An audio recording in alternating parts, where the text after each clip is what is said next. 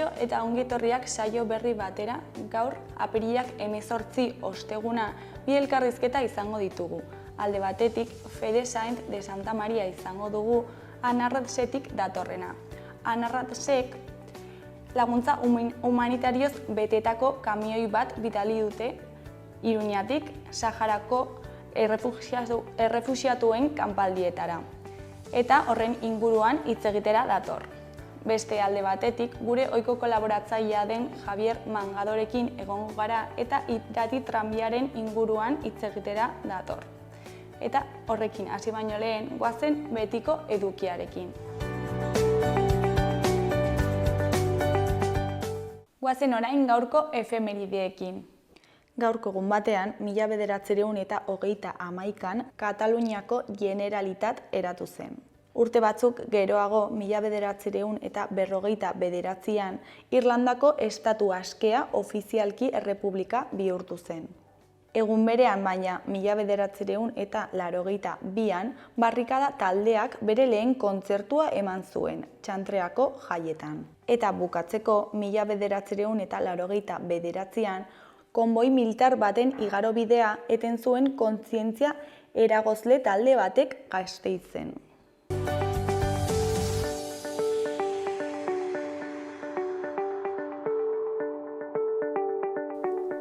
Aste honetarako agenda ikusiko dugu.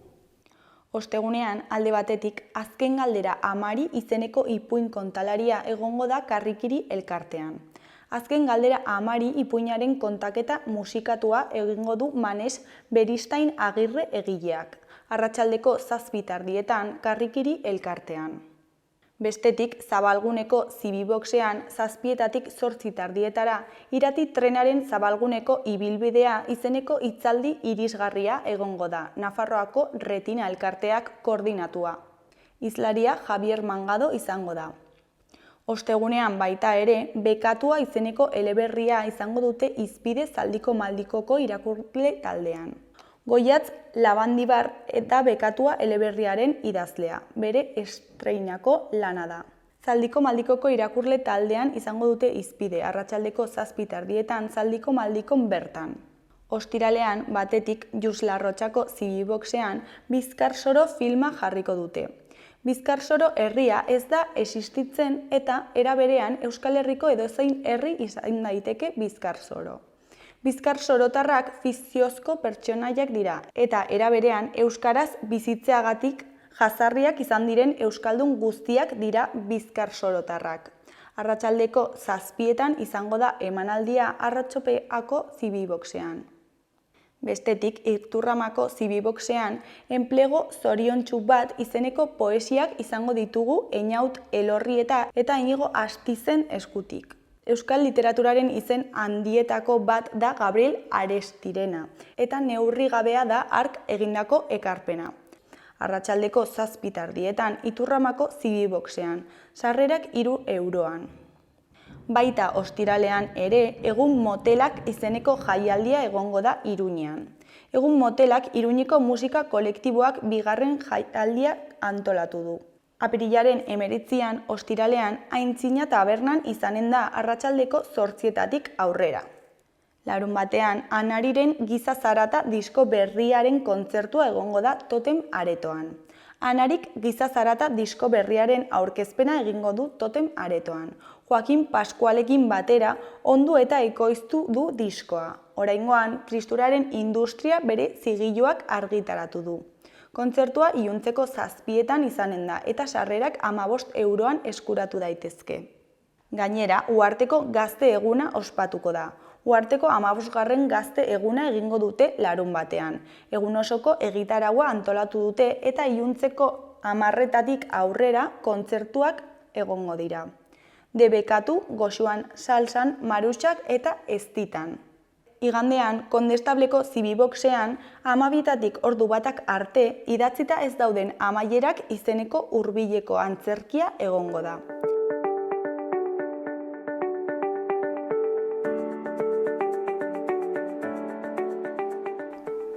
Ikus dezagun gaurko egunkarien azalek zer dioten. Diario de Noticiasen titular nagusian, Topaguneak euskara sustatzea, bizikidetzaren alde egitea dela defendatu du. Aliatu berriak bilatzearen eta hizkuntza bultzatuko duen akordio soziopolitikoa lortzearen alde dago. Euskararen alde egotea abertzale izatetik haratago doala diote. Zaila da hizkuntza batekiko afektua sortzea, batek ezagutzen ez badu eta herriberan ia ez dago euskararekiko kontakturik. Gorri koloreko berrian, Kaie Kris eta Oianguren gogoeta egiten ari dira harremanak euskaraz izateko dauden oztopoei buruz. Argazki nagusian, bi pertsona telebista baten aurrean baluarten. Titularrean, industria sektorearen birsortze digitala. Eskuineko berrietan, alde batetik, Nafarroak erabilera bakarreko plastikoak ezabatuko ditu urtebetean. Beste alde batetik, farolak erosteak eztabaida sortzen du Oskar Txibiteren sailean. Jarraian, Nafarroak estatuko abala jarri du goi tentsioko forestalia planaren aurka. Azkenik, Budimir ospitaletik irten da eta ligako azken bi partidetara irits daiteke. Hori koloreko berrietan, alde batetik, koma taldeko Rafa Redinen hitzetan, helduago egiten garenean hobeto ulertzen dugu elkar. Beste alde batetik, Baserri Berrik denboraldiko lehen Idiazabal gazta moztu du. Diario de Navarraren titular nagusian, foru gobernuaren akats baten ondorioz 386 administrarik plaza berriro aukeratu beharko dute. Akatsa da 7 postu sartu direla egonkortze prozesuan. Argazki nagusian, Rafa del Amo, Montse Tome eta Luis de la Fuente atzo arratsaldean Santernin ikastetxean Nafarroako entrenatzaileekin bildu aurretik. Titularrean, hautatzaileen hitza. Luis de la Fuentek eta Montse Tomek entrenatzaileekin eta ikasleekin partekatzen dituzte haren bizipenak Iruñean.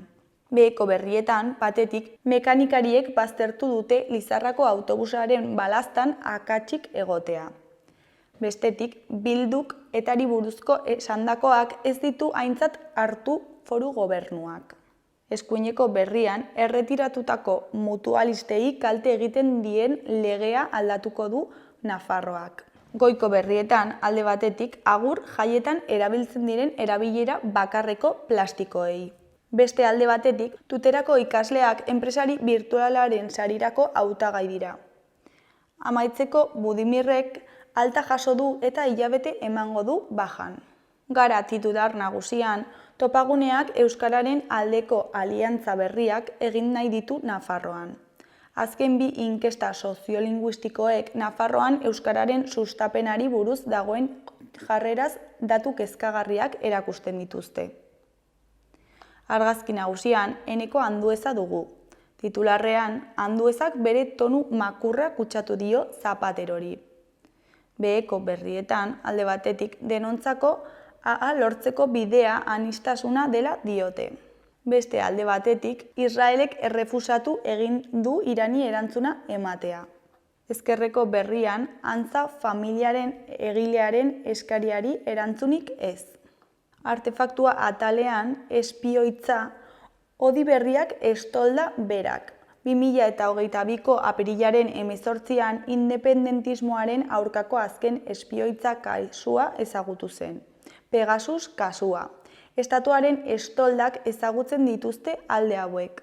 Berriaren argazki nagusian, EH Bilduren lehendakarigaia den Peio Otxandiano daukagu.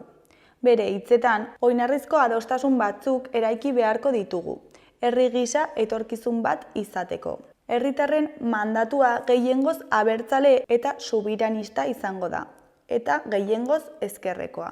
Beheko argazkian topaguneak Iruñean antolatutako gero eta aldeko gehiago jardunaldia. Titularrean, Euskara nola edatu.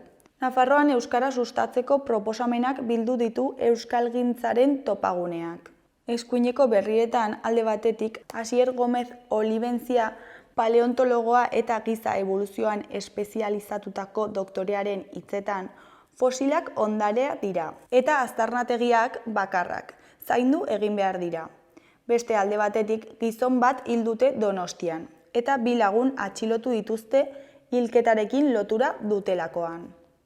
Ezkerreko berrietan batetik Amerikako Estatu Batuek eta Europar Batasunak asmoa dute Irani zigor gehiago ezartzeko. Bestetik, A2 pilotak orain arteko txapelketarik luzeena bukatuko du larunbatean, binakako finalekin. Goiko berrian, Bizkaiko esku hartze sozialeko langileek 6. egin dute greba lan baldintza duinak eskatzeko. Euskal Herria Irratiaren titular nagusian, diskurtsoa aldatzea gero eta aldeko gehiago izateko. Euskaltzaleen topaguneak antolatutako jardunaldiak Nafarroan euskararen inguruko atxikimendua areagozteko ildo diskurtsibo berriak behar direla iradoki du. Eskuineko berrietan alde batetik landare jatorriko produktuen iruzurra salatu du EHNE sindikatuak.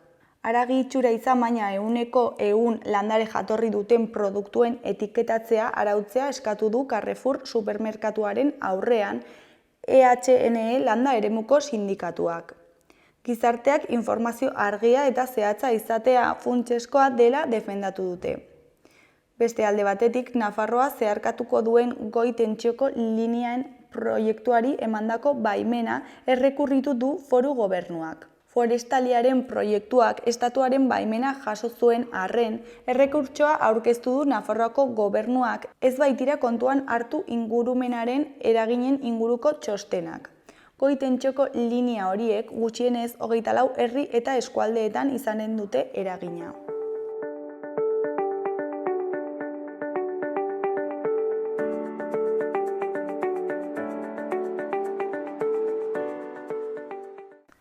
Kaixo eta ongi etorriak gaurko lehenengo elkarrizketara, oraingoan Fede Sáenz de Santa Mariarekin gaude.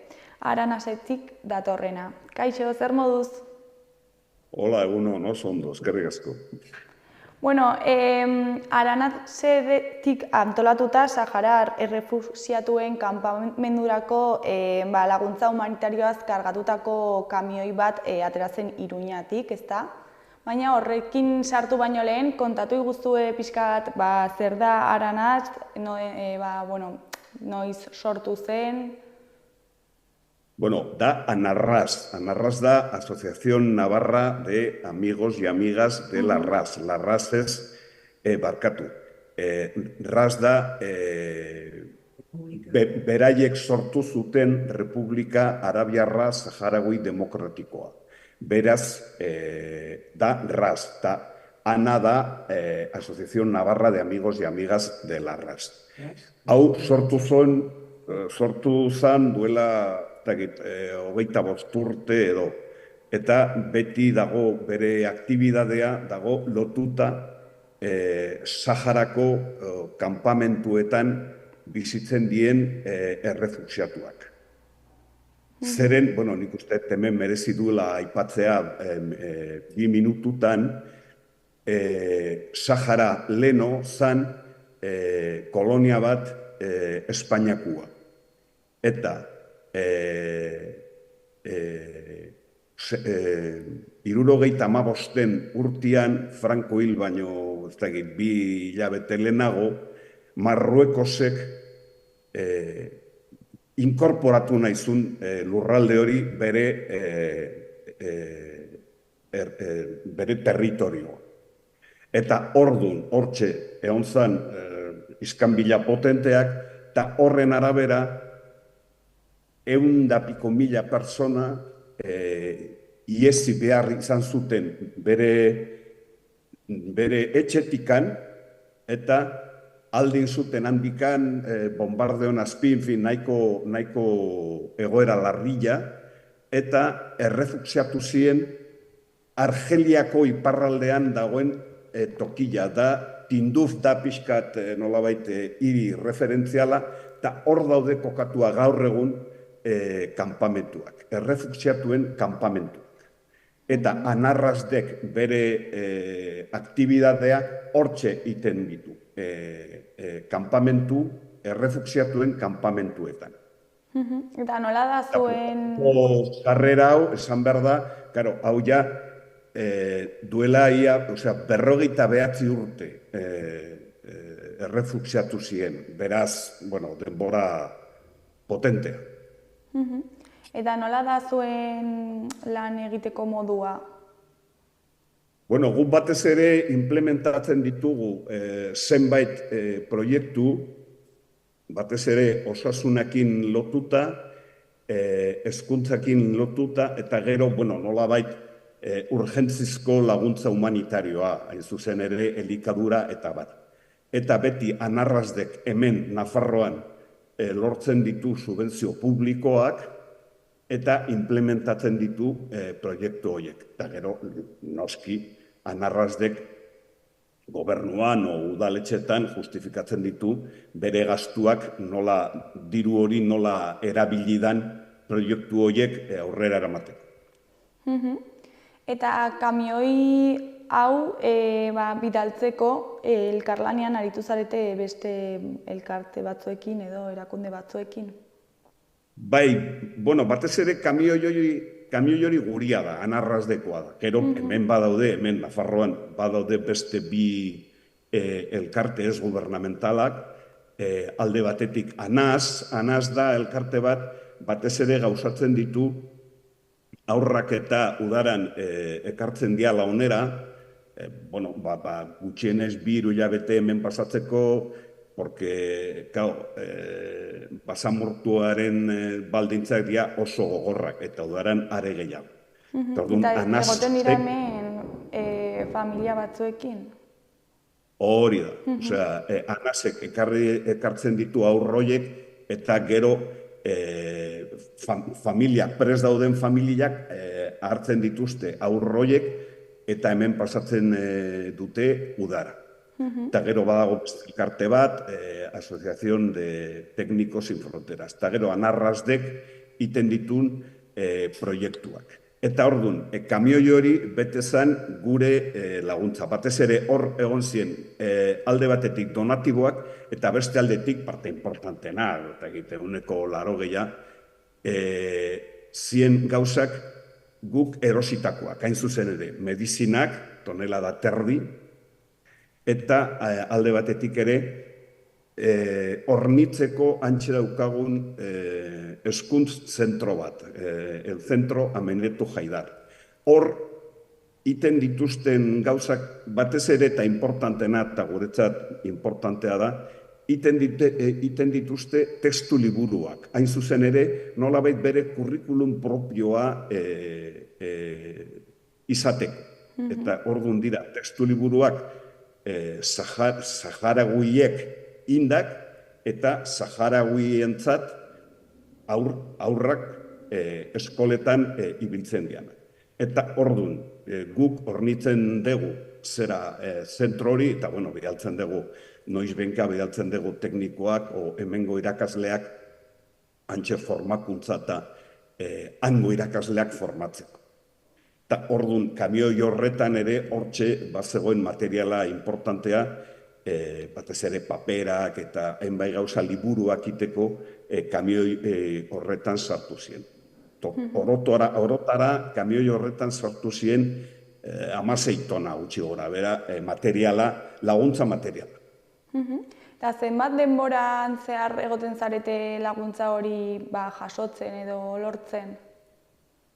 Bueno, hor prinsipioz nahiko irekita dago. Hemen, bueno, lagun batek usten digu bajera bat, eta jendiak egiten dituen bere donatiboak area eramaten die.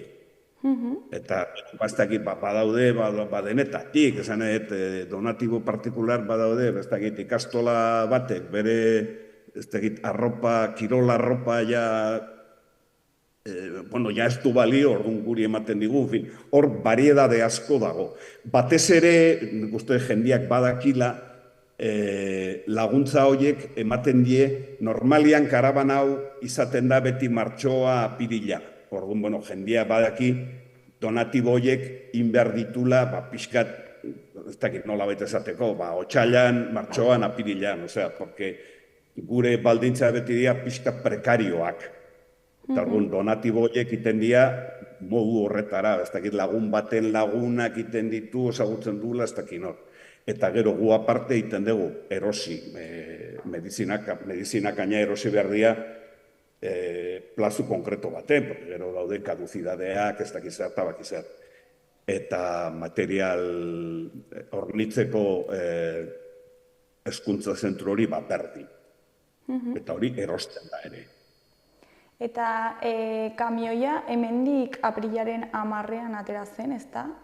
Nafarroako Unibertsitate Publikotik, eta bertan elkartu zineten agur esateko edo, hainbat jendez, alduzu kontatu. Hortxe, elkartu ginean, zenbait voluntario, gero txoferrak, eta gero, medioak ere etorri zinaten, eta baita hemen Nafarroan dago parlamentuan, dago intergrupo parlamentario. Intergrupo parlamentario dago osatuta parlamentarioak talde guztietako parlamentarioak. Tardun, nik uste gaur egun horren presidentea da Carlos Guzmán, uste dala Nafarroa zurekin, baina, esan intergrupo horretan daude parlamentari guztik. Hoiek ere egon ziren, porque, beraiek ere parlamentuan noizbeinka aurrera ematen dute, guk eskatzen ditugu subentzioak eta finantzak eta, parlamentuan tramitatzen dira eskaera hoiek, eta, intergrupo horrek iten ditu nolabait gauzak pixka bat erreztatu eta simplifikatu. Eta Nupetik atera, Alicanteko portura arte joan zen, eta bertan itsasontzi batean sartu, eta Argeliako portura joan zen. Argeliako portura iristerakoan 1800 kilometro egin, eta ja errefuxiatuen kanpamentura iritsi zen, eta bertara iristerakoan nola banatzen da bertan laguntza hori? Hor batez ere hortaz arduratzen da Media Luna Roja, da nolabait ekibalentea hemen Gurutze Gorrilla, antxe Media Luna, baina esanet eta beste elkarte ez gubernamentala beraiek sortutakoa, eta Media Luna Roja horrek iten du pixka bat banatu materialan. Gero guk hemendik bidaltzen dugu materiala zenbait gauza badituzte bere tokira. Zanaet guk hornitzeko zentrua Amineto Haidar bidaltzen dugun materiala hortxe dijoa zuzenean. Materiala sanitarioa beraiek distribuitzen dute, porque gero medizina horiek azken finean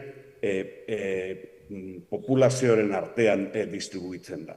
Eta arropa berdin. Eta orduan beraiek egiten dute Media Luna Rojaren bidez. Eta zenbat jendearentzat gutxi gora bera erabiltzen dituzte laguntza horiek? Barkatu? Zenbat lagunei edo lagunek erabiltzen dituzte laguntza hauek? Zenbat jende erabiltzen du guk behaltzen dugun segun, medikazioa, tonelada terdi, medikazioa denetatik dago, asko dago, tensioa jeisteko, eta hor normalian da populazio pixkat heldua, baina, denetatik, baina hori banatzen da ospitale eta hor daude zenbait ospitale, Nafarroan ere bat ere izan, Tifaritin, eta gero badaude beste ospital batzuk, eta guk batzuk gestionatzen ditugu ere, eta orduan, ospitale horien bidez banatzen da laguntza hori. Oain zenba jendera iristen da, hori ez dakit esaten gaur egun, baina esanet, antxe distribuitzen da, behar den jendiaren artean. Eta zenbatetan bidali duzue kamioi hau ara? Normalian karabana egiten da urtean behin. Porque, nahi komplikatua da hori montatzea, porque kamioia ere erosi behar dugu, gero kamioia antxe gelditzen da, eta beraiek erabiltzen dute kamioia, behar dituzten bere gauzak, eta, pixka komplikatua da montatzea. Normalian iten da urtean behin, bidali kamioi bat, laguntzaz beteta. Kasu honetan hori, uste lehen esan detela, 16 tona barruan laguntza humanitaria. Eta bidaltzen duzue, behin 16 tona horiek lortzen dituzuenean, edo nola kalkulatzen duzue denbora? Hori kalkulatzen dugu, hori normalian, porque beraiek abisatzen dizute, haizu barkua ateratzen da, bastakit, apirilak 15an, demagun.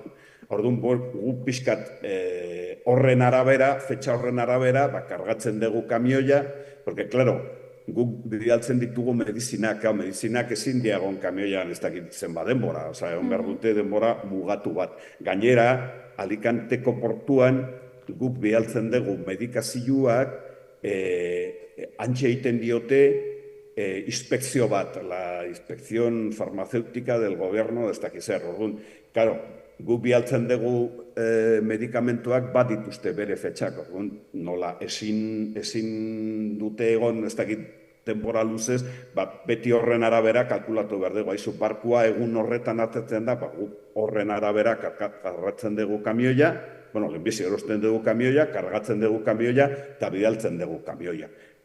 Zeren arabera, bueno, beraiek antolatzen dute, bueno, karabana humanitarioa. Aurten jongo dira, ez dakit, 2 barku o 3 barku ateko dira Alicanteko portutik egun horretan o egun hauetan. Eta horren arabera antolatzen dugu gure kamioia. Eta urte hauetan zehar, zenbaitetan edo zerbaitetan aldatu duzue zuen funtzionatzeko modua? Zerbait ikusi duzue eta esan duzue, hau igual aldatu behar dugu, ez da ondo iristen? Bueno, hor bakizu gauza hauek beti oso dinamikoak dira, eta guk beti lan iten dugu saiatuz ondo koordinatzen Saharaguiekin. Orduan beraiek antolatzen dute pixka bat gauza, haizu, behar dugu programa bat, ez daki zer, o behar dugu programa bat, ez daki nor. Orduan pixkat beharro hoien arabera guk antolatzen dugu gure aktibidadea. Baina, bueno, hori gu nahiko espezializatuak nola baita esateko gaude laguntza sanitarioa eta hezkuntza laguntza. Hezkuntza laguntza sortu zen duela 10 urte. Laguntza sanitarioa betidanik eta anarrazdek noiz behinka urtean bitan bidaltzen ditu mediku ekipoak eta orduan jendia juten da voluntarioak, normalean hartzen dituzte bere permisoak, bere oporrak, eta orduan juten dira medikuak, juten dira erizainak, badago gero talde potente bat osasun mentala, orduan talde horiek juten dira urtean bitan antxe bere aktibidadea zehatzeko. Eta normalian juten dira, bastakit 2 aste, 3 aste, hilabete bat, antxe egoteko eta iten dute alde batetik atentzioa zuzena hango populazioari eta beste aldetik ere hango profesionalak formakuntza areagotu. Eta hezkuntza laguntza nola funtzionatzen du han? Bueno, antxe guk eraiki genuen etxe bat, edifizio bat, eta nun dago zentro Amineto Jaida. Hezkuntzarak. Eta orduan, hor, alde batetik, juten dira noizbenka hemengo irakasleak, hango irakasleak formakuntzaiteko, eta beste aldetik ere mantentzeko, antxe erabiltzen den materiala asko sufritzen du, porque hango baldintza klimatikoak oso gogorrak dira. Orduan noizbenka bidali behar dugu, bastakit, mekaniko bat o espezialista bat, hango makinak mantentzeko. Eta beste aldetik ere, noizbenka, materiala ere, hori beraiek iteko liburuak, testu liburuak eta bat. Eta, bueno, ja, bukatzeko, ez dakit zerbait gehiago komentatu nahi duzun, zerbait utzi dugun, ez dakit? Ez, guk batez ere nolabait atentzioa zehatu nahi dugu, porque hauen egoera nahiko astuta dago. Osea, esanet munduan zehar garbi dago, konflikto asko daude, gehientsuenak noizbenka, medioetan asaltzen dira, Ukrania dala, Gaza dala, eta gainea, guzti horiek dira egoera oso problematikoak. Eta beti, Saharauien egoera dago pixkat astuta, pixkat bastartuta, orduan, guk alde batetik atentzioa deitu nahi dugu, haizu, hau existitzen da. Eta problema hau existitzen da. Eta ja daramate ia 50 urte antxe basamortuan pixka galduta eta konflikto hori nahiko astuta dago. Eta beste aldetik ere, bueno, aspaldin onuk esan zuen hortxe inberdala erreferendum bat. Aspaldin esan duela 30 urte. Bueno, referenduna eta inkluso onuk antxe dauka gaur egun, dauka mision bat, MINURSO ditzen dana, eta da Misión Internacional de las Naciones Unidas para hacer un referéndum en el Sáhara Occidental, MINURSO. Eta gaur egun ez da egin referendum hori. Eta hirugarren gauza importantea da guretzako ere, Espainiako gobernua bere jarrera aldatu dala, duela 2 urte, eta gobernuaren jarrera beti izan da, teorikoki bentsat, nolabait onuk iten duen plana babestu. Oain berriz, Espainiako gobernua hindu, bueno, Marruekose planteatzen duna nahi kondo dago. Taka hori guretzako da astakeri bat. Baina, gaur egun hori da orduan, gure intentzioa zerra, hori nolabait atentzioa deitu esan haizu, hau hola dago, eta dauden gauzak hola dira. Besterik ez. Eta bukatzeko garbi esan behar du Saharako herriak gu eta gu bezalako beste ONG batzuk, beraiekin gaude hau soluzionatu arte, eta ez dakigun noiz izango dan, hori gaur egun zaila da hori esatea, baina hori da gure planteamentua, bai. Eta zuk zer uste duzu gertatuko dela Saharako herriarekin? Ez naiz adibinoa, baina, egoera dago zaila, gainera, hori, munduan zehar badaude beste konflikto batzuk, askoze biziagok, askoze presenteagok, medioetan, periodikotan, telebistetan, eta hauen egoera, nahiko bastartua dago. Gaur egun esan behar da, hori lehen oztun izait, duela 2 urte hortxe gerra dago, porque, hor bazegoen nola baiteko bake forzatua eta Marruekosek unilateralki hori duela 2 urte puskatu zuen. Orduan, gaur egun antxe gerra dago. Ez da hortaz hitz egiten inolaz ere. Fede, mila esker gurekin hitz egitera etortzeagatik. Eta zuen lana eta Saharako herriko jendearen arazoa gurekin partekatzeagatik. Mila esker zuei, nolabait hau beti guretzako da, nolabait altaboz bat egoera hau zehatzeko, ezagutarazteko. Agur. Mila esker. Agur.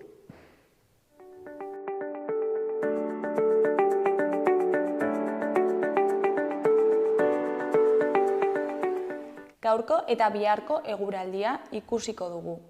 Gaur, osteguna, egoera berdintsuarekin jarraituko dugu. Ipar-mendebaldeko haizeak hodei ugari pilatuko du gurean eta euria egingo du, batez ere goizean eta ipar partean. Arratsaldeak aurrera egin ahala pixkanaka atertzera egingo du. Gauen haizea ipar ekialdera aldatuko da eta ostarteak zabalduko dira. Hegoaldean euria urria izango da eta arratsaldetik aurrera ostarteak zabalduko dira. Giro freskoa espero dugu, maksimoak 10 eta 13 gradu artekoak izango dira orokorrean, eta balio minimoak egunaren bukaeran neurtuko dira. Ostiralean, giro eguzkitsua eta egonkorra egongo da. Zerua orokorrean hodei gutxirekin egongo da. Ipar isurialdean goizean behe-hodeien tarte hodeitsu batzuekin eta egunsentian lainoguneekin barnealdeko bailaretan. Ekialdeko haizea ibiliko da. Arratsaldean ipar ekialdetik finkatuko da eta tarteka bizi ibiliko da. Temperatura maksimoak igo egingo dira eta 17-20 gradu artekoak izango dira. Temperatura maksimoak ordea jaitsi egingo dira eta baliteke Araba eta Nafarroako zenbait lekuetan izotza egitea.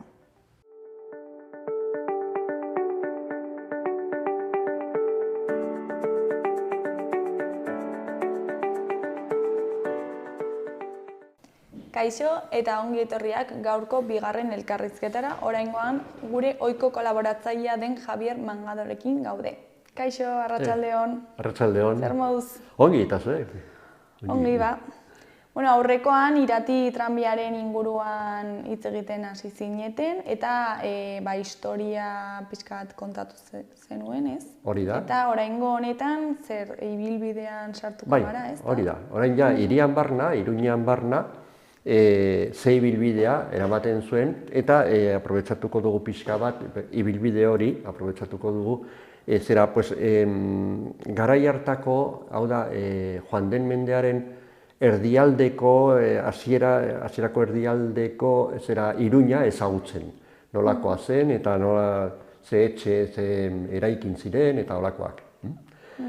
Orduan, zera, ja komentatu genuenez, irati tranbia sortu zen ez Iruñan zerbitzua emateko, baizik eta garraio bide bezala. Zura, eta batez ere zuren derivatuak ekartzeko Iruñeraino, gero ja trenez edo kamioiez zera bideratzeko, Espainia osoan barna, zera ja komerzializatzeko, ez? Kontua da, Domingo Elizondok, sortzaileak ikusi zuela aukera bidaiariak ere bai garraiatzeko. Eta hortan pentsatu zuen, bueno, pues egingo dut baita ere hirian barnako zerbitzua. Orduan, geltoki bat zegoen Iruñan, geltoki hori zegoen Sarasate pasalekoan. Erdialdean gaur egun laboral kutxa bat dagoen inguru horretan, hor zegoen geltokia. Geltokia ezen berezia, zegoen hor bakarrik erlojua eta eskila ez zegoen, baina erlojua eta orain bilabezetan gertatzen den bezala gutxi gora bera. Eta orduan, han bidaiariak sartu eta atera egiten ziren. Aldameneko zerbitzua edo osagarri moduan egiten zuen zerbitzua zera tren geltokiraino. Bidaiariak eramateko eta handi jasotzeko eta Iruñera ekartzeko. Hori zen zerbitzu bat, eta gero ja beste aldetik ateratzen zen ja Zangoza aldera edo Agoitze aldera Iruñean barna. Orduan, beraz, gure bidaia hasiko dugu nolabait esateko tren geltokian. Orduan, handik tranbiak esan bezala bidaiariak atzen zituen eta orduan ateratzen zen gaur egun dagoen bidetik eta zeharkatu behar zuen zera Cuatro Vientos alderdiko zubia.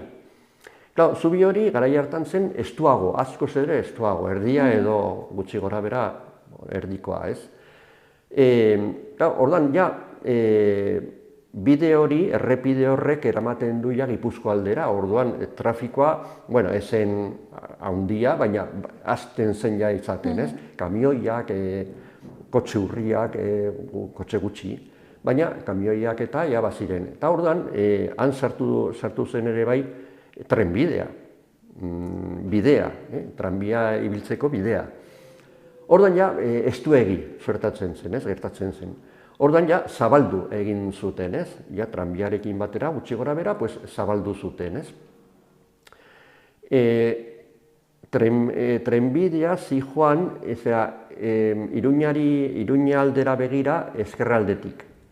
Eta halako batean ja gertatu zen, adibidez, istripu batzuk izan zituen tranbia horrek, nahiko estua zen eta altua. Orduan, kulunka ibiltzen zen batzutan, Eta halako batean, trenbidetik atera eta errekaraino lori zen, holako bibagoi edo errekaraino, handik segitzen zuen, ja, Iruña aldera, eta Konera azpitik, gaur egun dagoen aldapatik, zeharkatzen zuen portale berria, el portal nuevo deitzen dena gaur egun, baina, garai hartan pentsatu behar dugu 1911an gaudela, 11 aldean lehendabiziko hamarkadan, Portale berria ez zegoen, Portale Berria gaur egun ezagutzen dugun bezala 50. hamarkadan osatu zuten. Bazegoen, hasiera batean portale txiki bat, oso txikia, Harresian bertan, gero, Harresia moztu zuten, eta horako pasarela antzeko bat egin zuten bi muturren artean. Hau da, zera, Oko plazatik, Oko Virginaren plazatik, eta konerara pasatzeko, horako pasabide bat, besterikan pasarela bat. Eta azpitik tranbia pasatzen zen. Tranbia eta gainerako ibilgailu guztiak, ez? Baina argazkitan ikusten da bakarrik tranbia pasatzen. Eta errepidetik pasatzen zenean edo, zegoen errepidean bertan... Bai, trenbidea. Trenbidea hor. Bai. Eta trenbidea, errailak ez ziren, baziren, erraila bai baziren, baina ez tren klasiko baten antzera. Baizik eta sartuta, txertatuta zoruan txertatuta. Gaur egun Gasteizen gertatzen den bezala. Hori egiten zen geltokitik Iruñan barna eta Uharteraino. Uharteraino heldu, eta han, kanpora, Agoizaldera eta Zangozaldera joateko, trenbidea zen klasikoa. Osea, errailak zurezko trabiesen gainean sartuta, jarrita, zorutik goiti biltzen zen, ez? Baina hemen ez, hemen sartuta. Tranbia elektrikoa zen. Orduan, hartu behar, aurrekoan ikusi genuen bezala, indarra kabletatik hartu behar zuen, ez? Orduan, trole eta dena, eta zutoinak eta dena, ez? Kontua da, hemen, Iruña eta Nafarroan, beti izan, aurrerakuntzen aurrean beti beldurrez agertu gara, beti.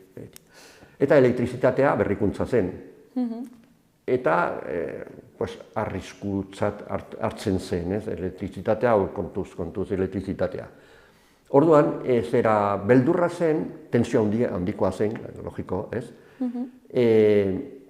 Olako istripuren bat gertatu ahal, ez?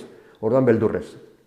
Orduan egiten zena zen, egin behar zena zen, eta egiten zena, zen tensioa jaitsi Iruñetik Uharteraino.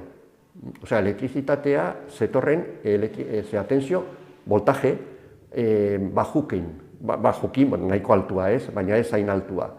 Orduan, errepidean bertan, gaur egun geltokiko aldapa, deitzen duguna, portale berritik behera, eskuinaldean, bazegoen zentral bat, zentral transformadore bat, aldagailu bat, tensioz aldatzeko, ez? Eta, gero, Iruñetik ateratzean beste bat. Eta zegoen, eta gure adinekoek eta ezagutu dugu. Klub Natazion izeneko aldapa, badago aldapa nahiko maldatsua, hor ondoan bazegoen transformadore bat, beste transformadore bat. Gainera, pentsatu behar dugu, elektrizitatea enpresak berak sortzen zuela, Elirati S.A. enpresak sortzen zuela. Baina ez bakarrik tranbia erabiltzeko, baizik eta etxeetara eramateko ere bai. Orduan, zerbitzu hori, Iruñan barna zabaltzen zen ere bai. Ez bakarrik tranbia ibiltzeko, baizik eta etxeetan argiak eta izateko. Orduan, bi zentrale. Orduan, portale berritik, azpitik pasatzen zen, eta argazkitan ikusten da oso ongi, portale berri zaharra zenean askoz ere bajuagoa zen. Eta ikusten da, gutxi gora bera, tranbiaren altuera pixka bat gehiago, albikoitza edo. Orduan, 50. hamarkadan berritu zenean, orduan, altuera handiago eman zioten, gaur egun bezala. Eta horregatik argazkitan ematen du, txikia dela edo tranbia handia. Eta ez, tranbia zen, tranbia bat, baina altuera txikiagoa.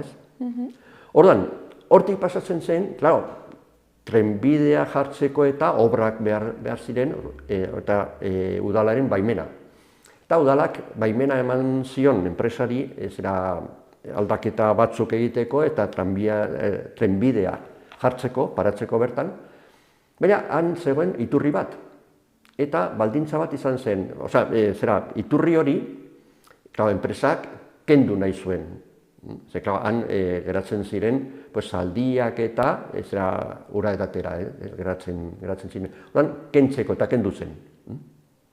Oraindik badago aztarna bat ikusten da harresian, igotzen eskuinaldean, oraindik badago olako markatxo bat eta han zegoen iturria. Horan, kendu zuten, baina baldintza batekin, eta zen berri bat egitea. Eta azkenan egin zen berria, makardunen iturria deitzen duguna, el Fuente de los Legañosos, gaur egun badago eskailera bat, nahiko polita, Oko Ama Birjinaren plazaraino, ura zen modernoago. Horan, hortik gora, joaten zen tranbia, eta heltzen zen San Lorenzo Elizaraino. San Lorenzo Elizaren parean, gaur egun aduanaren txokoa, esaten dena, el rincón de la aduana, gaur egun badago Sortzegarbiaren monumentua, Monumento de la Inmaculada, eta lorategi bat, bertan bazegoen barrakoi handi bat, 1900 mendearekin batera eraikia, egina, eta zen Ariel Etxola, Ariel Barrakoia. Ariel zen zergak pagatzeko, ordaintzeko tokia, holako bulego antzeko edo etxola. Casa de arbitrios esaten zen, arbitrios. Eta hortik inguruaren izena, Rincón de la Aduana. Orduan, ezen erabiltzen, garai hartan zerga horiek kenduta ziren, eta orduan ezen erabiltzen, eta enpresak eskatu zion udalari erabilera. Etxe hori, edo eraikin hori, erabiltzeko barrakoia zen. Baina barrakoia dotore egina, ezen olako barrakoian arrunt bat. Nahiko apaindua eta ikusgarria zen. Erabiltzeko geltoki moduan, baina merkantzia geltoki moduan. Han bidaiariak ez ziren ezartzen, ez uzten. Eta baita ere, aldi berean, leku zabala denez, erabiltzeko bagoia gordetzeko eta olakoak eta buelta emateko, eta hori guztia maniobrak egiteko. Orduan, trenbide batzuk ziren, 3 edo 4 edo 5, olako tren geltoki bat bezala, antzekoa, ez? Txikiagoa hori bai. Eta han erabili zen, esan behar da, barrakoi hori, hasierako erabilera zen Ariel Etxola, arbitrio, zerga Etxola, ez? Baina gero erabili zen udal laborategi moduan. Eta udal laborategia ere bai aldatu zuten tokiz, eta orduan sartu zen tranbia han. Ingurua, pixka bat ikusteko ingurua, nahiko aldatuta dago, baina gaur egun oraindik argazkietan ezagutzen da. Zer aldatu zen? Lehendabiziko monumentua, Sortzegarbiaren monumentua, Inmaculada monumentua, askoz ere geroagokoa da, ez? Eta lorategia ere zen tranbiaren geltokia. Hori guzia, ez? Eta bagoiak eta dena. Eta gero San Lorenzo Eliza bai aldatu zela. Lehen bazen dorrea, aitzinaldea, zen askoz ere dotoreago, zen sekulako dorre puska, ikaragarria, La Mirabile deitzen zitzaion. La Mirabile izena Victor Hugo idazleak jarri zion. Eta noiz aldatu zen? Hori aldatu zen 19. mendearen bukaeran gertatu zen olako matxinada bat, militarrek osatua, O'Donnell generalak osatua, Guerra de la Constitución deitzen zitzaion momentuan, altxatu zen. Eta bazegoen Ziudadelan sartuta ez. Ordan kainoiak atera zituen Larraina aldera ez. Eta handik Iruña bombardatu zuen. Ordan, bomba batzuk ez zuten ongi bideratu eta ordan dorrearen kontra jo zuten ez. Eta ordan zuloak eta erdi ondatuta utzi zuten ez.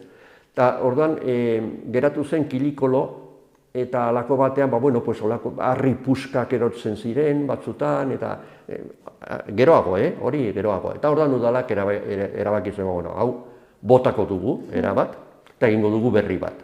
Eta orain ikusten dugun aitzinaldea, San Lorenzo elitzakoa, da modernoagoa, ez? Egin zioten dorre bat, gaur egun dagoen dorrea, baina gero txontxor bat, holako San Pantzarren zera tuturre bezalakoa, luze-luzea, ez? Gaur egun ez dagoena. Eta zer gertatu zen? Holako batean tximista batek jo zuen eta ondatu zuen, ez? Kilikolo utzi zuen ere bai, eta orduan udalak esan zuen, hau arriskutsua da, venga, fuera. Eta kendu zuten. Eta orain ematen du dela olako gaztelu antzeko dorre bat dela. Baina ez zen piko bat, olako txontxor bat. Eta nola dago orain? Orain dago moztuta, erabat. Da, olako dorre bat, zera almenekin, ez dago almenak, ez daude almenak, baina itxura da hori. Osea, nolabait moztuta dago. Hortik, tranbia, Sarasate pasealekuan sartzen zen, gaur egun parlamentua dagoen tokitik. Bihurgune hori hartu eta pasealekuan sartzen zen. Bihurgune horretan bazegoen, orain badago etxe bat, baina lehen bazegoen beste etxe bat, garai hartan, 20. mendearen hasieran eta etxe bat, eta guk ezagutu dugu, gure adinekoek ezagutu dugu, Alzugarai etxea deitzen zen. Oso etxe dotorea, polita, ondoko etxeekin bat etorria, arkitektura estiloa parekoa ziren, dotorea zen, bere momentuan, garai hartan, gobernu zibila egon zen bertan, eta izan ere, gamazada suertatu zen momentuan, garai hartan, gobernu zibila zen, eta gamazada manifestaldi famatua, gaur egun urte hurrena bete da, bukatu zen han. Eta han, ez dakit, 20.000 persona bildu ziren, pentsa ezagun, 20.000 persona garai hartan, Iruñan 30.000 izango ziren. Orduan, manifestaldia handia izan zen, ez? Eta hori zen Alzugarai etxea. Gero 20. mendean, 60. hamarkadan, 70, hor nonbait, etxe hori bota zuten, tamalez, eta etxe moderno bat sekulakoa eraiki zuten. Gainera, ondoko etxeetatik 2 solairu eta erdi, atiko, egin zuten, eta gaur egun ikusten duzu, eta arras, desberdina da, ematen du, begian jotzen du, ez? Beste puntan ere bai, Nabasaletxea zaharra eraitsi zuten, eta beste moderno bat eraiki zuten. Orduan, geratzen da multzo hori oso polita, klasikoa, erdian, baina 2 muturretan modernoa, eta orduan, nahiko batzuontzat da desastrosoa, desastre bat egin zuten, baina, handago. Orduan, etxadi horren erdian geltokia, komentatu dugun geltokia zen. Ingurua aldatu da gutxi, baina aldatu da. Hasiera batean, gaur egun parlamentua dena lehen audientzia zen, epaitegia zen, baina itxura da berdina. Orduan, eta hemen igual ere bai, parentesi bat zabalduko dugu, parlamentua eta Navas de Tolosa kalea, hori guzia, ezkerralde guzia, da lehenengo zabalgunea. El primer ensanche, Iruñeko lehenengo zabalgunea. Hori egin zen 19. mendearen bukaeran. zertarako edo zergatik, pues Iruña oso itxia zegoelako harresiz inguratua, eta orduan jende, gero eta jende gehiago sortzen zen, eta etortzen zen gainera. Orduan, geratu, jendea bizi zen Iruñan oso gaizki. Osasun baldintzak eta higiene baldintzak oso kaskarrak ziren. Zabaldu behar zen. Zabaltzeko orduan militarren problema zegoen, ze, militarizatuta zegoen zonalde guzia, ez? Azkenean lortu zen, harresiak bota, hegoalde aldera, baina hori baino lehen, saiatu ziren egiten olako zabalgune bat, nahiko txikia, suertatu zen, zabalguneren erdian, terrenoa, militarrek geratu zuten, haientzat, kuartelak egiteko eta ordan beste erdia, azkenean, hiru lau etxaide besterik gabe, hiru lau etxe multzo, hiria bintzat, ez? Orduan eskaz, suertatu zen. Bizileku eskaz izanik, saria igo zen, prezioa igo zen, eta ara joan ziren bakarrik dirudunak joan ziren. Eta orduan, problema ezen konpondu. Jendea arrunta geratu zen estututa hirian, eta hori, dirudunak, jendea beratza, joan zen ara, ez? Orduan, betidanik izan da, eta honekin ja lotuko dugu tranbiarekin, beti izan da, holako zera ikamika, ez? Herrikide arrunten artean, eta lakrem nola bantezateko beste aldetik aberatzen artean, ez? Orduan, holako inbidia edo, ikamika, ez?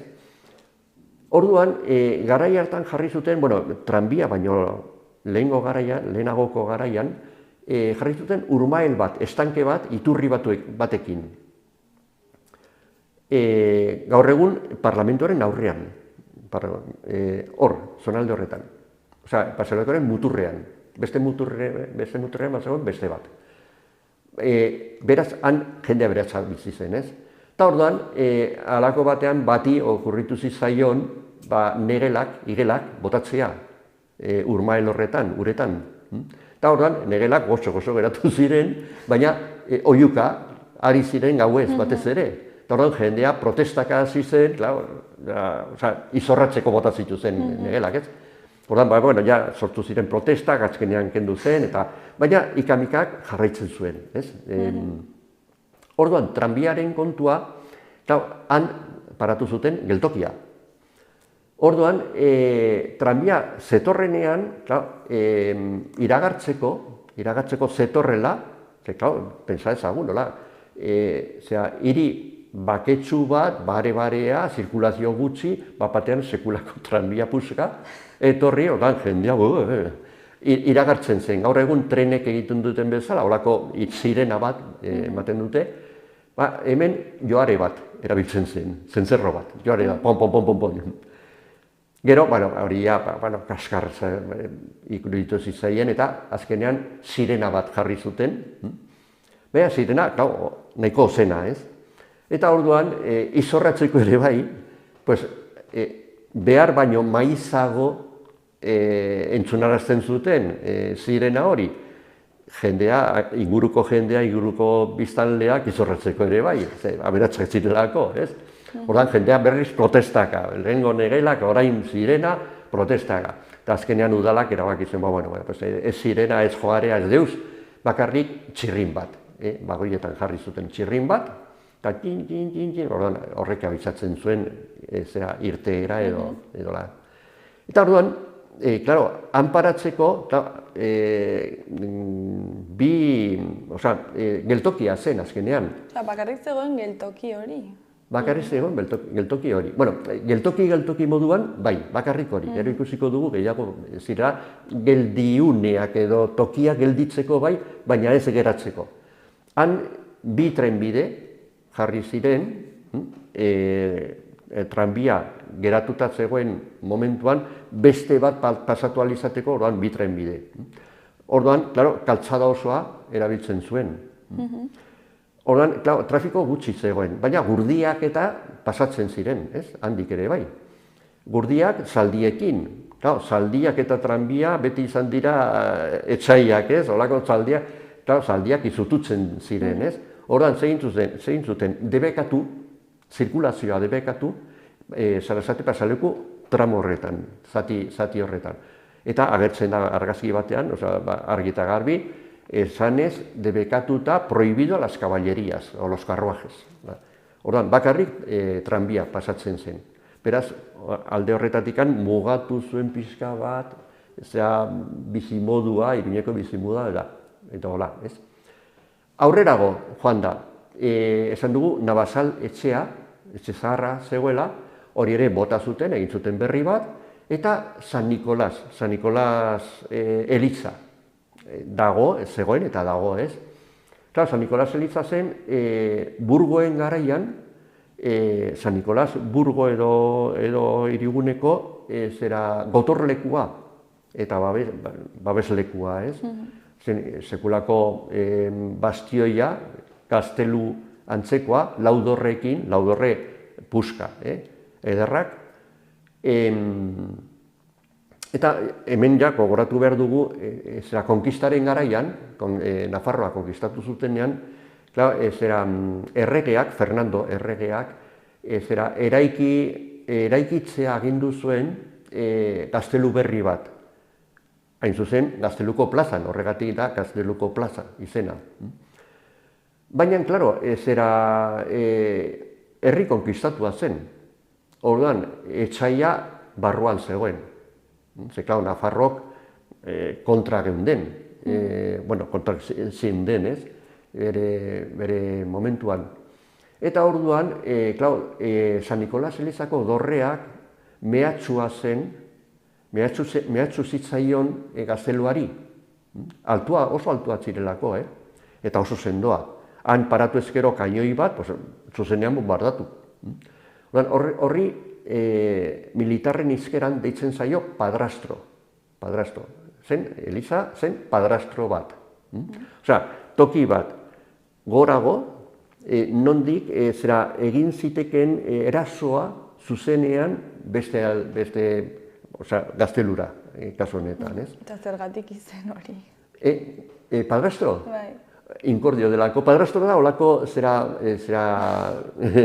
Orbana edo, hemen atxetan garatzen dena, eta beti klasa eta mina egiten duzu azkenean. Hori zen, horregatik padrastro, deitzen zitzaien, ez? Iruñan beste padrastro batzuk ziren, bere momentuan, eta azkenean, Nafarro osoan ziren gazteluak, gaztelu zaharrak, eta dorreak eta historiak, hori guztia ziren padrastroak. Eta horregatik moztu zituzten guztiak, eraitsi zituzten jaia guztiak, orain oso gutxi geratzen dira. Iruzun aldean geratzen da ondar batzuk, gaztelu, txurregi gaztelu, gaztelu mendian beste gaztelu bat zegoen, eta hori guztiak kendu zituzten. Eta hemen ere bai, hemen esan zuten, ezin da. San Nicolás eliza, horrela mantentzia ezinezkoa da. Eta hori moztu zituzten, zuzenean dorrea. Gero, 20. mendean, tranbiaren garaian, egin zen olako birmoldaketa bat, eta orain San Nicolás etxeak badu dorre bat. Baina dorre hori da berria. Erabat berria. Lau puntetan bat ziren, lau izkinetan, bat ziren lau dorre, puska ederra, gainera, baina hori desagertu egin ziren. Bueno, orduan, San Nicolás ondotik pasatzen zen tranbia, ez? Hortik aurrera gure bidaian, ez? Zer aurkitzen zuten bidaiaiek, zer ikusten zuten? Ikusten zuten Las Potxolas jatetxea. Las Potxolasen oso jatetxe famatua. Eta non kokatzen zen? San Nicolásetik eta Gazteluko plazaren arteko etxadi horretan, multzo horretan, erdian. Gurutze egiten dutela hor kale? Ez, erdian, paselekuan bertan. Gaur egun, ez dakit, izan zen, bere tokian izan zen, txokolateria bat, gero, eta gaur egun ez dakit jatetxeren bat, edo dendaren bat, edo badaude denda txiki batzuk, izozkitegi bat, heladeria bat, eta holako, zonalde horretan. Hain zuzen, tombola jartzen zuten tokiaren beste aldean, aurrez aurre. Las Potxolas jatetxea oso famatua zen bere momentuan, 20. mendean, jatetxerik oberena, preziatuena, Iruñean, zergatik Las Potxolas zirelako bederatzi aizpa, haien jatetxea zelako, ez? Bere zen el Hostal del Rey Noble izena. Baina, bederatzi aizpa horiek, gurasoak galdu zituzten, hil ziren, eta geratzu ziren umezurtz, eta haiek, aurrera jo zuten, ez? Egin zuten, gurasoek ja egina zegoen, ez? Hostal del Rey Noble zera hori, jatetxe hori, eta haiek geratu ziren, zera funtzionarazteko, ez? Eta zabaldu nahi izan zuten, eta orduan, baina dirurik ez zuten. Orduan, Uarte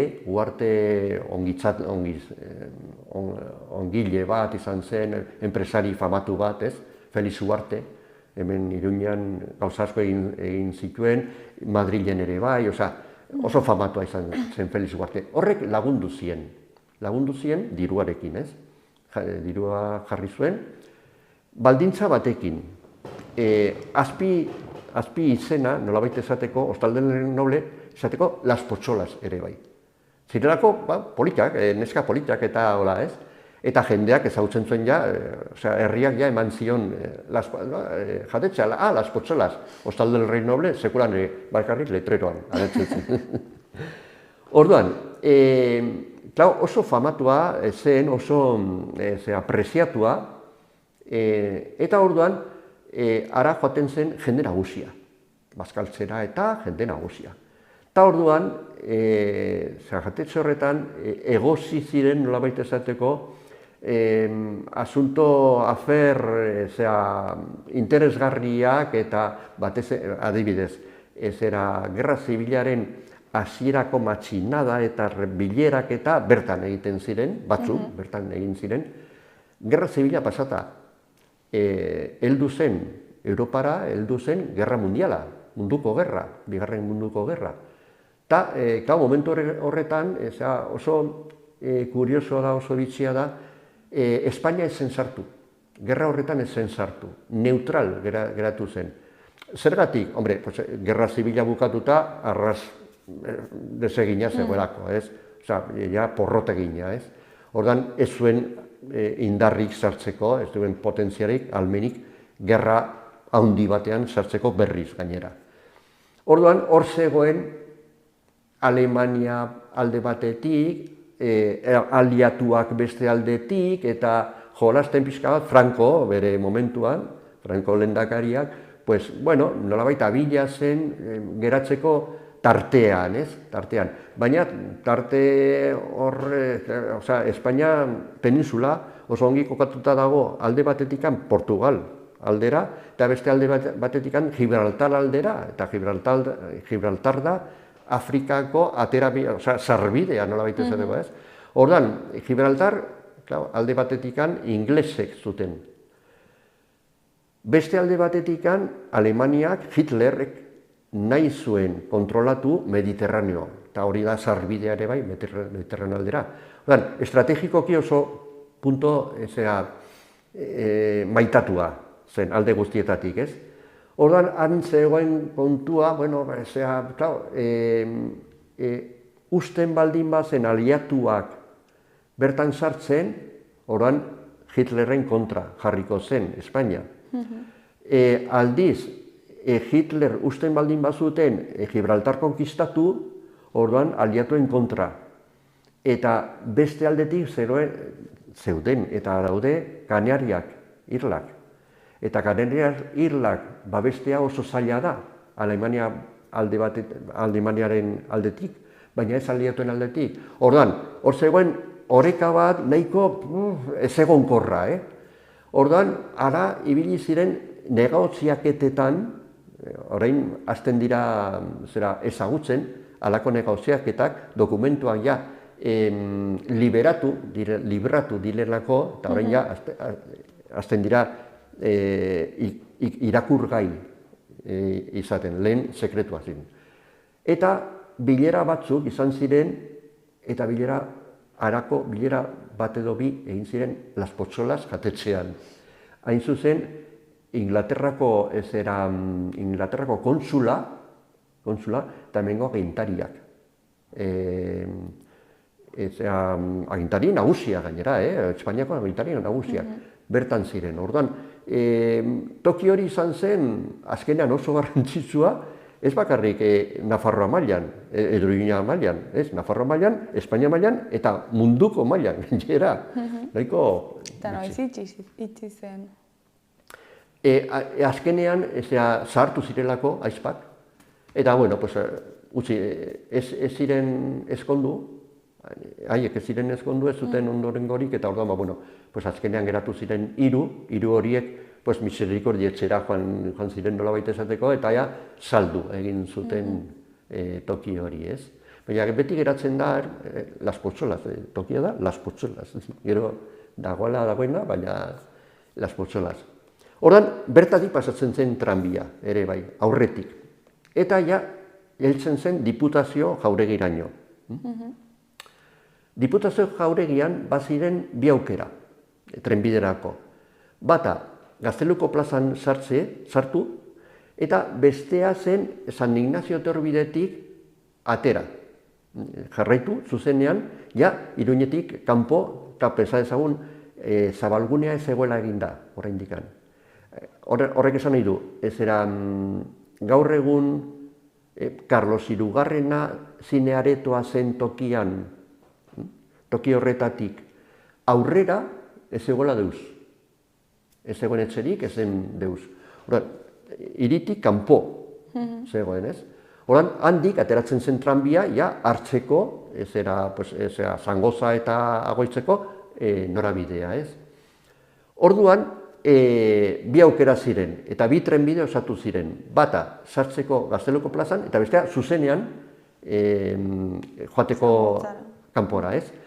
Zuzenean joateko noiz? Bakarrik merkantziak eramaten zituenean tranbiak. Eta Gazteluko plazan sartzen zen bidaiariak hartzeko edo usteko momentuan. Ordan, han osatu zen olako rotonda, bere garaiko rotonda, ez zen rotonda bat, baina rotonda bat, ez? Orduan, toki hori ere bai oso berezia izan zen, adibidez. Lehenago, 19. mendean eta 18. mendean eta hola, zonalde hori zen hiriko jaia muga, ze handik aurrera bazen zona militarra. Arresia eta dena bazegoenan, zona militarra. Orduan, hiriko zonaldea han hasten zen. Hor, gaur egun Espainiako banketxea dagoen tokian, bazegoen beste eraikin bat edo bi edo batzuk, hegoaldetik etortzen ziren gurdiak eta merkantziak eta historiak geratzeko bertan. Orduan, han osatu zen biltegiak, garajeak nolabait esateko gurdiak sartzeko, zaldiak gordetzeko ere bai eta jatera emateko, salerosketak egiteko, zentro komerzial, halako zentro komerzial bat, garai hartakoa, zen, ez? Orduan, langileak handik ibiltzen ziren, zerbitzua emateko bertan, langileak izaten ziren, batez ere, mozos de cuerda esaten zen hemen, eta baziren, merkantziak gurdietatik geisteko eta egotzeko kargatu eta zama eta egiteko, zamalanak egiteko, gizonak, mutilak ibiltzen ziren, baina kontratatzeko momentuan. Aizu, badatozela bi diligentzia eta lau gurdi. Venga, behar dugu, deskargak, zamalanak egitea eta behar dugu, ez? Egin behar da. Eta orduan kontratatzen ziren. Kontratatzeko bertan egon behar ziren. Gaur egun zinezkoa dirudigu hori, zinezkoa da imaginatzia. Baina bertan egon behar ziren, orduan, bertan zegoen zain, Aber noiz etorriko, noiz kontratatu, ez? Eta, inguru horretan Tokio berena egoteko, zen Balestena etxea. Balestena etxe alde hori, osea, Gazteluko plazan sartzeko azkeneko etxe horren aurrean, hor zegoen goxo-goxo ze eguzkia jotzen du, neguan, batez ere, eguzkia jotzen du. Eta bat zegoen banku bat, eserleku bat, eta egoten ziren eserita, zain, kontratatzeko zain, ez? Hora, pues igual goiz osoa edo goiz erdia ematen zuten deus egin gabe. Inguruko tabernetan sartu, baina, gero, noiz etorriko ziren, ez? Eta, ez aspertzeko eta, zer egiten zuten, divertitzeko modu gutxi zegoen garai hartan.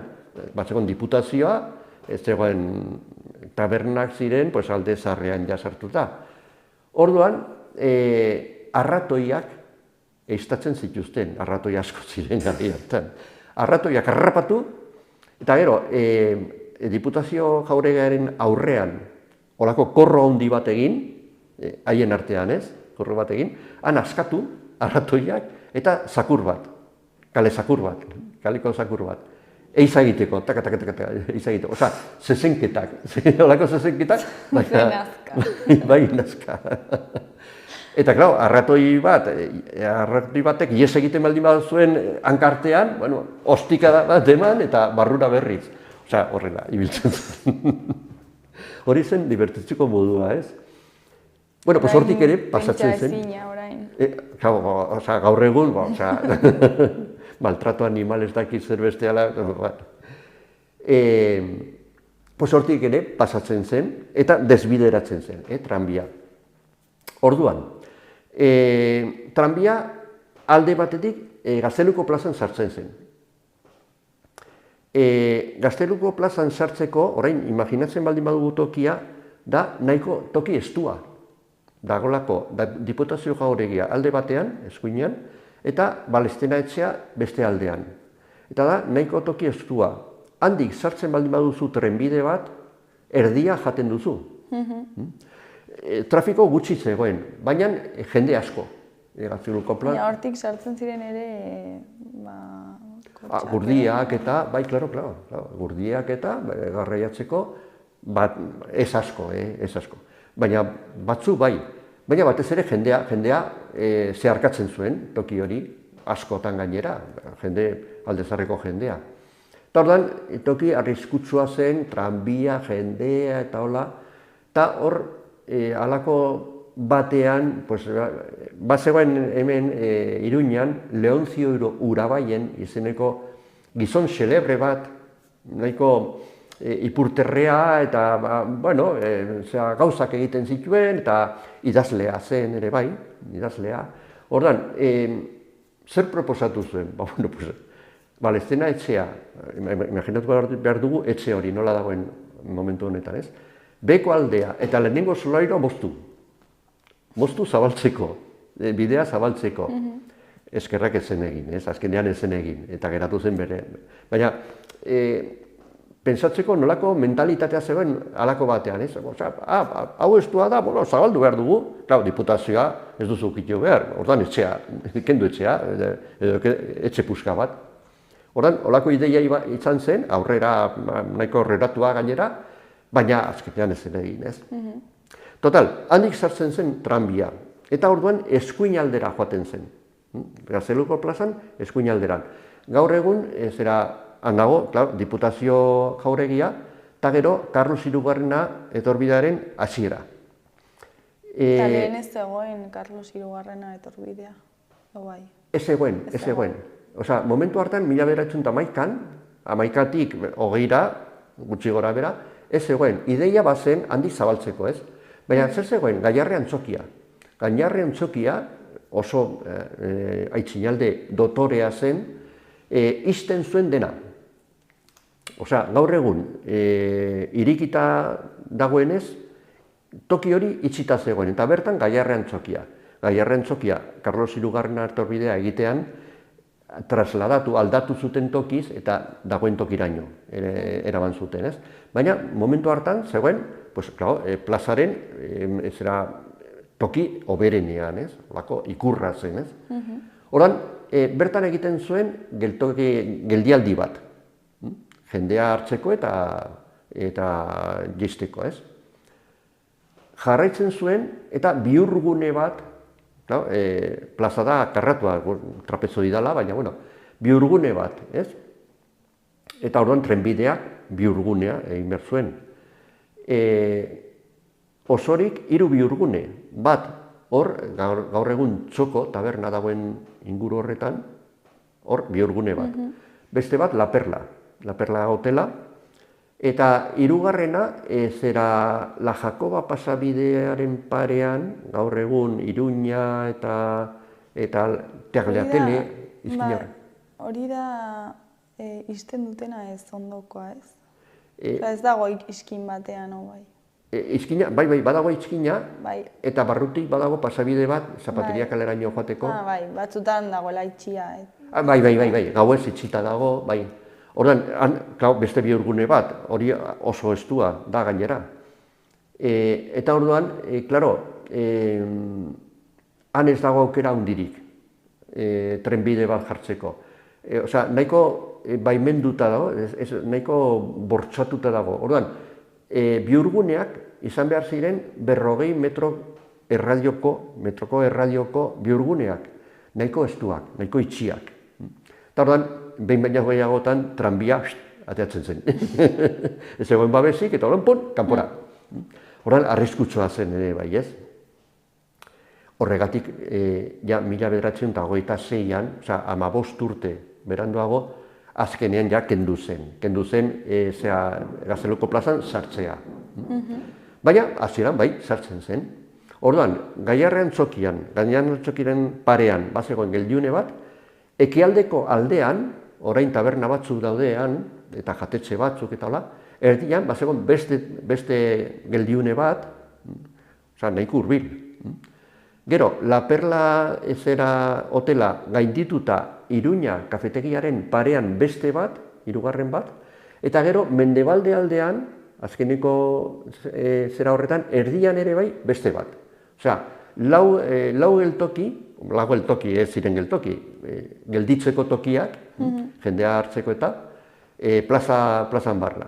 Eta orduan jandik, ateratzen zen zuzenean, toki beretik, sartu zen tokitik, ateratzen zen ere bai, San Ignacio aldera. Han, trenbideak gurutzatzen ziren, klaro, horrek eskatzen zuen alde batetikan, Sarasate pasalekotik etortzean, 2 trenbide basartzeko bestea San Ignacio, eta ateratzeko beste trenbide bat, San Ignacio aldera, Gazteluko plazatik, San Ignacio etorbidera. Horan, han bide gurutze batzuk ziren, pentsatu behar dugu kableak ere parean joan behar zirela, eta orduan jarri zuten erdi-erdian, gaur egun ere bai, impensable izango zen, ez? Erdi-erdian zutoin handi bat, nahiko dotore gainera, kable guziak zintzilikatzeko handik, ez? Sartzeko, ateratzeko eta zuzen joateko kableak. Hora, han zen, kable morduzka bat ziren, elkar gurutzatuta, eta baita ere, klaro, orratz aldagailuak. Osea, klaro, bideratzeko, tranbia bideratzeko, edo San Ignacio aldera, edo Gazteluko plazara aldera, orratz, cambio de agujas bat, osea, bidea aldatzeko, tramankulu bat, ez? Pues tramankulu hori zegoen errepidearen erdi-erdian, galtzadaren erdi-erdian. Gaur egun ezinezkoa da pentsatzea hori, ez?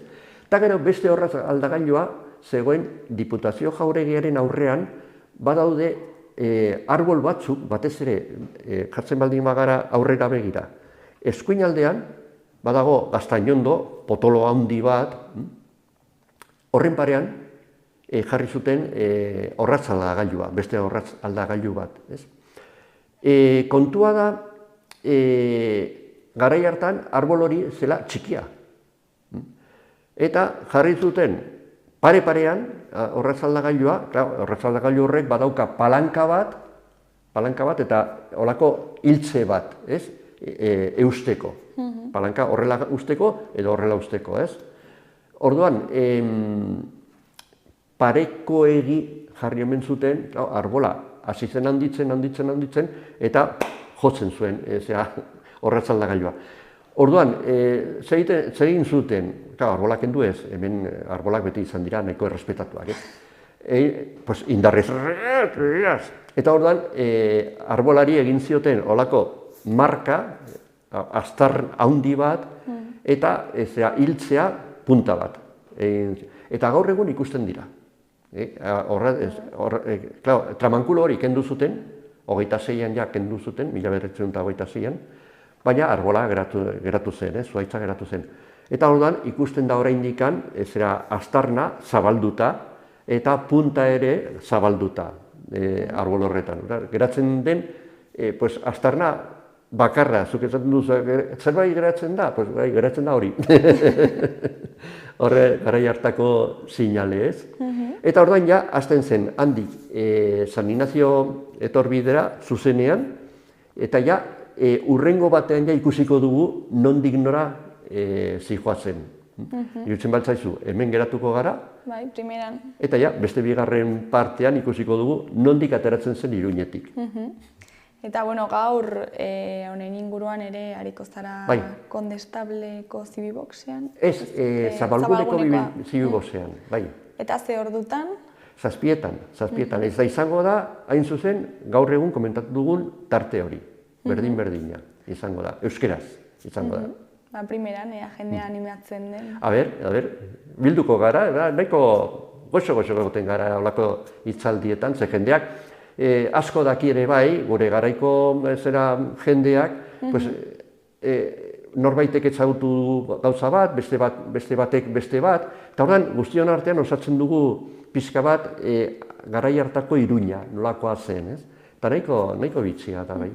Ba, primeran, jarraituko dugu honen inguruan izketan urrengo batean. Oso ongi, bale, agur.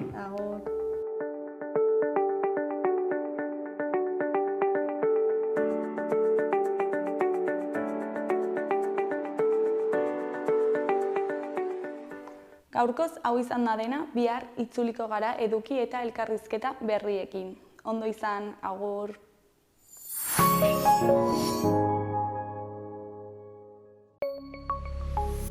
Gobierno de Navarra. Nafarroako gobernua.